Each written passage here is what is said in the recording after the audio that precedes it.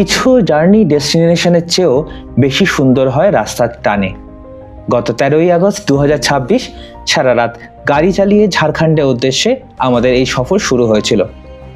পাহাড়ি রাস্তায় যখন আমরা এসে পৌঁছলাম তখন অনেকটা বেলা হয়ে গেছে।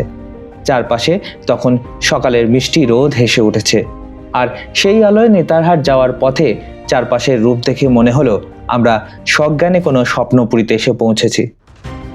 রাস্তায় আসার সময় দুপাশে শুধু সবুজের সমারোহ, মাইলের পর মাইল বিস্তৃত এই ধানের ক্ষেত, আর তার ঠিক পরেই মাথা উঁচু করে দাঁড়িয়ে আছে নাম না জানা পাহাড়গুলো।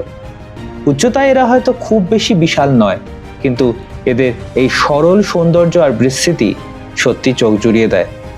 প্রকৃতির এই ক্যানভাস দেখে মনে হয় যেন কোনো শিল্পীর আঁকা নিখুঁত ছবি। পাহাড়ের বুকে মেঘের লুকোচুরি, শতবর্ষের ইতিহাস আর অজানা সব ঝর্ণার খোঁজে আজকের এই ট্রিপ। নমস্কার বন্ধুরা, আপনাদের সবাইকে স্বাগত আমাদের নতুন ব্লগে। চলুন আমার সঙ্গে ঘুরে দেখা যাক ঝাড়খণ্ডের মুকুট বা ঝাড়খণ্ডের রানী নেতারহাটকে।